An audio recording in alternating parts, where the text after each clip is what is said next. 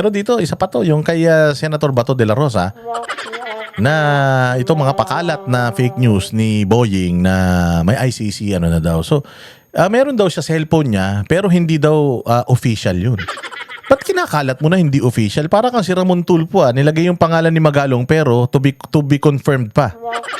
O for confirmation pa, pero nilagay niya rin yung pangalan doon. Diyos ko, no? Ibang klase itong mga Rimulya na to. Nakakahiya lang kasi dito. Ang Department of ang Ombudsman hindi naman dapat nakikipag-usap sa sa ibang bansa, sa mga korte sa ibang bansa. Bakit?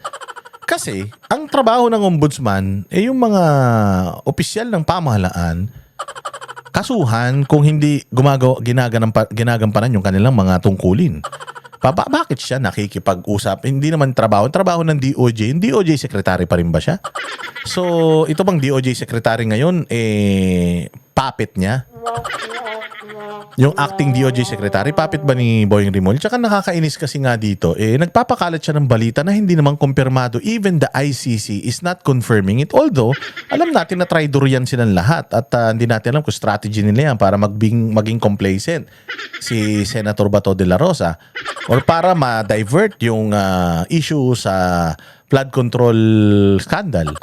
Okay, siguro nila ginagawa yan kasi pinaninindigan niya kahit na sinabi naman ng DOJ, ng DILG na wala, sinabi rin ng ICC na wala.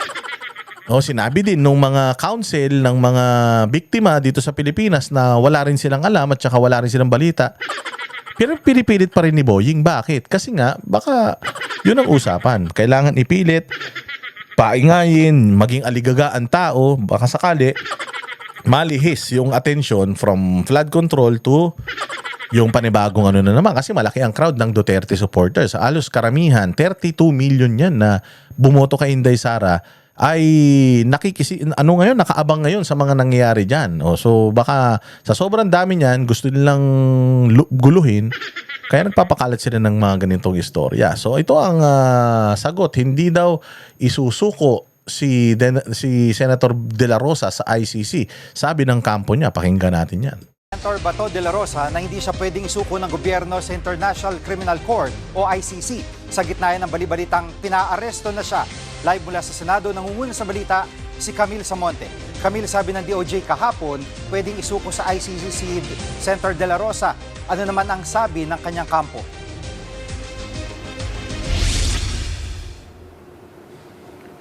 Gigigiit ng kampo ni Senador Ronald Bato de la Rosa, walang legal na basehan ang gobyerno ng Pilipinas na isuko ang isang Pilipino sa International Tribunal tulad ng International Criminal Court.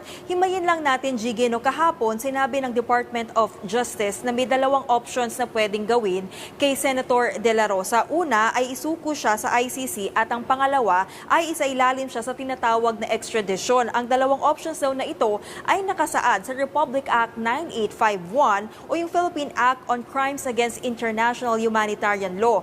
Ito ngayon ang kine-question ng kampo ni De La Rosa, Gigi. Ayon sa abogado ng senador na si Atty. Israelito Torion, hindi pwedeng igiit ng DOJ ang Republic Act 9851. Hindi raw kasi itong maituturing na self-executing dahil wala itong Implementing Rules and Regulations o IRR na dapat sana'y nagdedetalye sa proseso ng pagsuko. Kumbaga, Gigi, ang sinasabi ng kampo ni Senator De La Rosa ay gray area ito. Kaya naman kung isusuko raw ng Ganon, may batas tapos walang IRR. Dapat inaasikaso na to ng mga senador, di ba? Gumagawa na sila ng IRR para sa batas na ito. O kaya tumulong ang Supreme Court na gumawa ng IRR para mayroon tayong sinusundan. Wala naman, may batas tapos walang IRR. Paano yan? So talagang kanya-kanyang interpretasyon yan. And the Supreme Court should act on this. Ang tagal-tagal na rin nung mag-iisang taon na. Yung mga kaso na mga petisyon na ipinasa sa Supreme Court, ba't ang tagal-tagal? Nakakatakot din to mga bossing kasi sabi ko nga sa inyo kung itong ICC issue natin ay kung konektado ito sa corruption sa Pilipinas. Pwede hindi ko sinasabing totoo, pero pwede na yung mga justices baka mamaya nakargahan na rin yan para hindi asikasuhin ito at gawin ng mga mga taga gobyerno na nagpapatupad ng batas, baka gawin nila yung ginawa nila kay Pangulong Duterte. O kasi pag nag-issue ang Supreme Court dito ng ruling tapos in favor na bawal ipadala yung mga taga rito sa ibang bansa, putya. Baka sila naman ang kasuhan. So hindi natin alam kung ano ba nangyayari rito, pero wala na kasing tiwala talaga ang mga Pilipino sa mga institusyon ng gobyerno kasi yung nasa taas pinagdududahan natin unang-una, hindi lang yung corruption Yung pagiging addict daw, hindi ba sabi nga kailangan magpa-drug test, ayaw naman. So doon pa lang nagdududa na tayo sa taas. Tapos nagkaroon pa ng corruption, nagkaroon pa ng palakasan, nagkaroon pa ng ganito.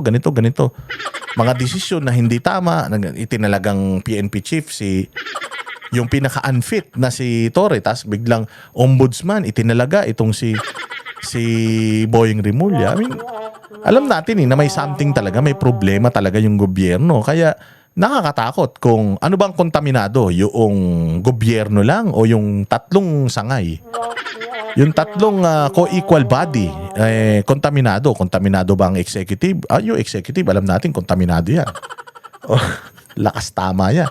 Yung legislative, oo, palagay ko kontaminado na din yan dahil sa kanila nagsimula yung budget na pinaka-corrupt, yung 2025 GAA.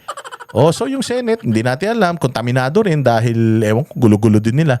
Nakakatakot. Kung ang judiciary natin, yun na lang ang huling takbuhan natin, tapos nakontaminado pa. Tas na virus pa ng lagayan blues. Patay tayo dyan. Walang talaga mangyayari sa Pilipinas. Kakabahan talaga sila. Yung mga nasa gobyerno, kakabahan talaga doon sa napakalaking rally na ng Iglesia ni Cristo, inorganize ng Iglesia ni Cristo. Kakabahan ka talaga, lalo alam mo sa sarili mo na may ginawa kayong mali sa mga kababayan natin. Gobyerno sa ICC ang senador ay maituturing ito na unconstitutional. Dagdag pa ni Atty. Torion, pagkait sa kalayaan ng isang akusado sa dayuhan, ang pagsuko ng isang akusado sa dayuhan o international court dahil lalabas daw ito sa jurisdiksyon ng mga korte sa Pilipinas. Kung matatandaan ninyo ay matapos nga arestuhin ng ICC si dating Pangulong Rodrigo Duterte noong Marso ay naghain ng petisyon sina Duterte at Senator De La Rosa sa Korte Suprema para nga ipatigil ang kooperasyon ng pamahalaan sa ICC dahil wala raw itong sapat na legal na basehan. Parehong argumento rin ang ginagamit ng kampo ni Senator De La Rosa ngayon. Pero Jiggy, nauna nang iginiit ni Chief State Counsel Dennis Chan na maituturing na self-executing ang probisyon ng ating batas at hindi na raw kailangan pang aksyonan ng Kongreso. Jiggy? At Camille, mababang legal na usapin yan, no? Pero may impormasyon na ba kung nasaan si Senator De La Rosa? Jiggy, no-show pa rin ngayon si Senator De La Rosa kahit nga nagpatuloy na itong...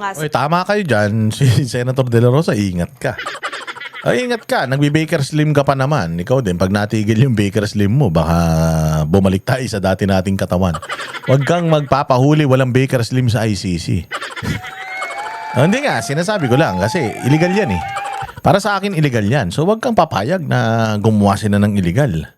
Pero inaasahan na sasalang itong si Senator Bato sa plenary debates ng budget ng Department of National Defense sa susunod na linggo. Kaya naman yan yung aabangan natin, Jiggy, kung magpapakita na ito si Senator Bato. Nauna na nga rin sinabi ni Senate President Tito Soto na hindi nga niya hahayaan na maaresto sa loob ng Senado ang sino mang senador. Hindi rin daw kailangan na magsabi ang isang senador kung a-absent siya sa sesyon. Huling nakita si Senator De La Rosa na namibigay ng tulong sa mga apektado ng Bagyong Tinyo sa Cebu noong nakaraang linggo. Jiggy? At may pahayag na ba ng suporta kay Senator De La Rosa yung ibang mga senador? Oo, Jiggy, rumespak nga dyan si Senator Amy Marcos para kay Senator Bato. Pinuna ni Senator Amy si Ombudsman Boying Rimulya dahil panay raw ang pananakot niya kay De La Rosa. Si Rimulya ang unang naglabas sa media ng impormasyon na ipinaaresto na umano ng ICC si Senator Bato. At kahapon, Jiggy, ay pinanindigan niya ang impormasyon na yan. Dagdag pa ni Senator Amy, hindi raw dapat payagang maulit ang nangyari kay dating Pangulong Rodrigo Duterte. Pakinggan natin ang pahayag ni Senator Amy Marcos. Isang malaking kabulastugan ang pinagsasabi nila na may balita, na merong warrant, na narinig nila, na may kopya, na hindi maipakita, pero sinentensyahan na kung anong gagawin. Ano bang kalokohan yan?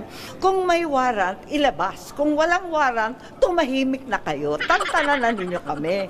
Ano ba naman pananakot ng ginagawa yan? Oh, tama. Wala mo may pakita. Andiyan sa cellphone ko. Tayo na patingin.